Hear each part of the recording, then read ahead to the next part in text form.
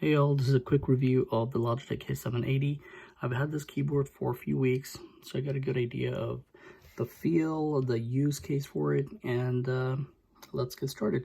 So I'm not going to do a traditional review really with unboxing and all that, because in the box all you have is the keyboard and some documentation.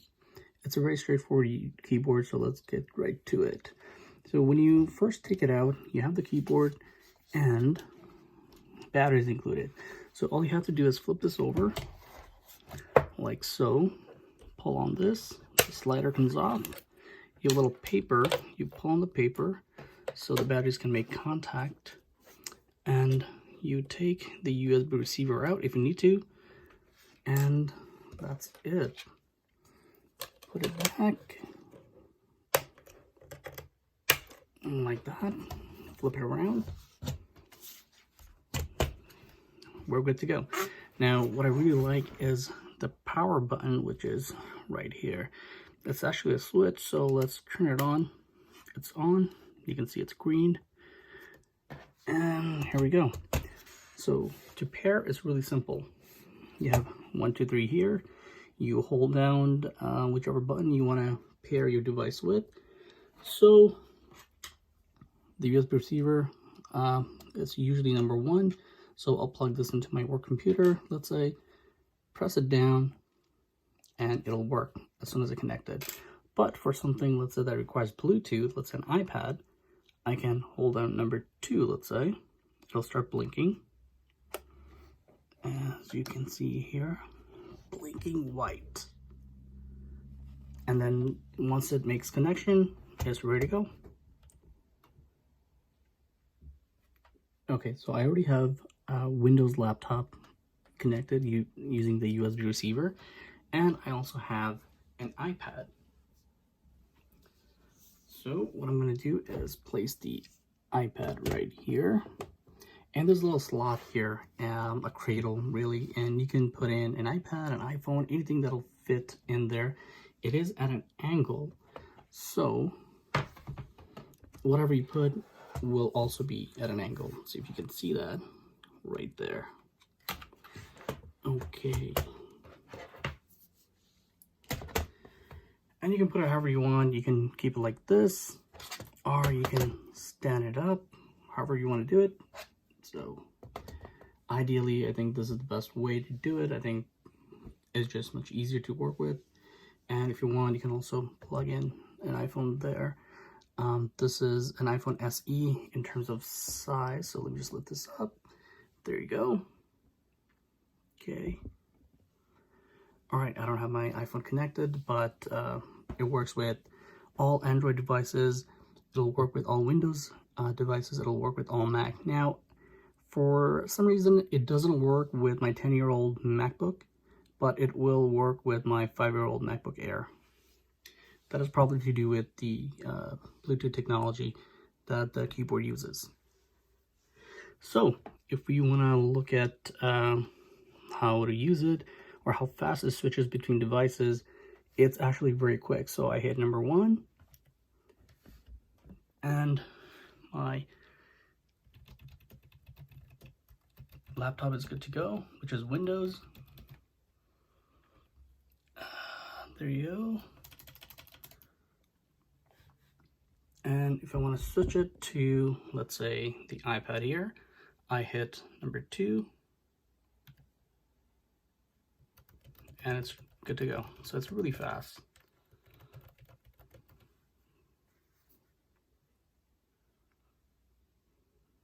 Not much of a delay at all.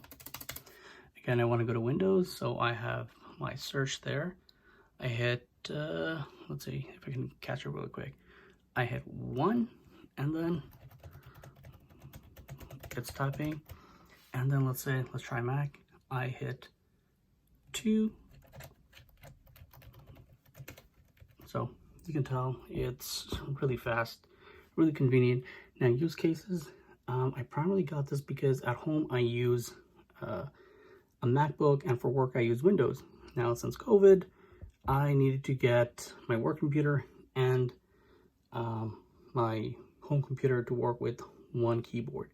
and did not want to switch constantly between Mac and Windows using two different keyboards, two different mouse. So I got a Logitech MX mouse. Maybe I'll do a review on this later. Excellent mouse, by the way. And I looked at various other Logitech keyboard with multi-device functionality. This is one of the best if you're going to be working from home, and to switch between the devices is pretty simple, pretty straightforward, very fast actually. And if you have, let's say, a Mac, Windows, and an iPad you want to do work on, that's perfect. So that's pretty much it. Oh, another quick thing. Sorry with all the bumps, don't have much room here. So this one, a traditional Windows keyboard, you'll be able to use a Mac on, such as my very low price mechanical keyboard here. This would, for example, be the command key on a Mac, but on this keyboard it actually tells you which one's the command, which one's the option key. So it's really designed for both Mac and Windows. It has really nice shortcuts up here. They're really great. And you can also program these 3 shortcuts using Logitech's options software. So you can create different desktops if you want to. You can use it for copy paste if that's what you're going to be doing it on. Anything really. So there you go. That's my quick review for Logitech K780. Was it K780? I think so. Yep, Logitech K780. And just for comparison, I'll show you a regular traditional desktop keyboard. This is the Logitech K200. Normally a keyboard would be of this size, so it is, even though this keyboard is somewhat of a full keyboard, it's not really a full keyboard because you're missing the insert, home, and delete key, page up, page down. Now the delete key actually is up here instead of being right next to or near the backspace key. So there you go, and here's a bit of a comparison. So it's just this column of keys is what you're really missing. And there you go. So it is slightly smaller. There you go.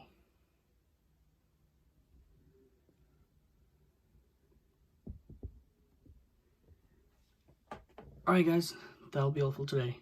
Okay, Ally, that actually was not all for today, because as I watched back the video, I realized I really didn't do any hand forms, would that be hand forms? Or hand positions, really, yeah.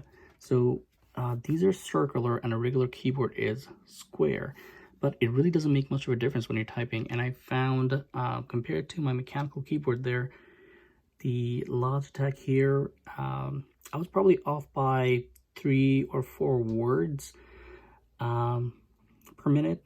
That's the difference that I'm looking at. And I tried it several times, and consistently it's been about 3 to 4 words less on this keyboard compared to a regular mechanical keyboard. And my mechanical keyboard isn't top of the line. It's blue switches. It gets the job done. I like the sound of it. Makes me feel like I'm more productive than I probably actually am. Anyway, so your position would be right here. You would type. I do find the numbers here are easier to reach as opposed to my mechanical keyboard. Even though my mechanical keyboards have little legs that I can use to make it more angular, this one is by default at a certain angle, as you can see here. So maybe it's because these are more flat compared to my mechanical keyboard. So I find to reach the numbers, it's much easier, way easier than even a traditional keyboard. There was something else I wanted to capture. What was it? Oh well, maybe it'll come back to me and I'll have to come back and do the video again. Anyway, oh yes, it doesn't have a caps lock light, so but I didn't find that to be a big deal, because as soon as I hit caps lock, it will show up on the screen that the cap lock is on, and then hit it again, it'll indicate the caps lock is off. So I don't think that's a big deal.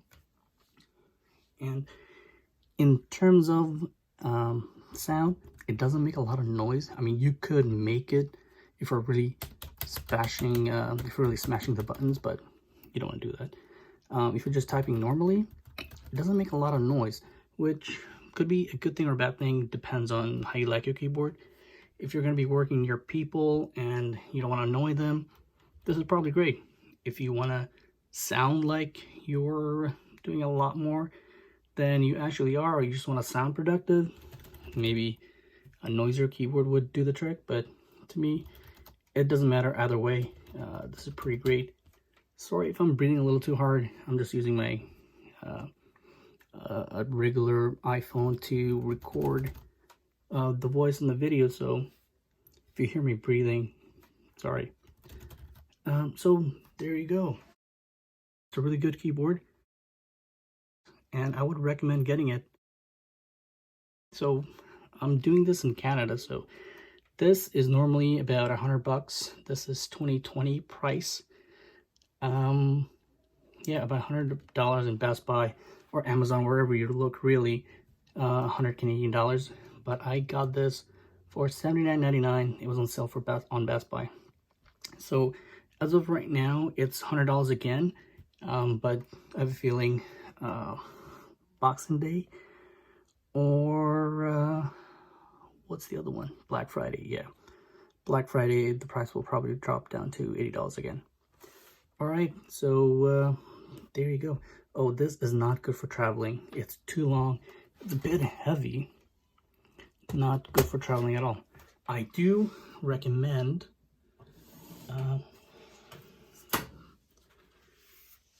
this guy for traveling. I'll probably do a review on this soon. I really like this one. So traveling for the other one, this one stays at home or in your office, somewhere you're not gonna be moving a lot with. All right, so I think that's pretty much it. If you like it, give me a thumbs up. If you don't like it, let me know why. Maybe I can improve. I can probably improve, considering this is my very first video and very first product review. All right, thank you guys. Cheers, peace out.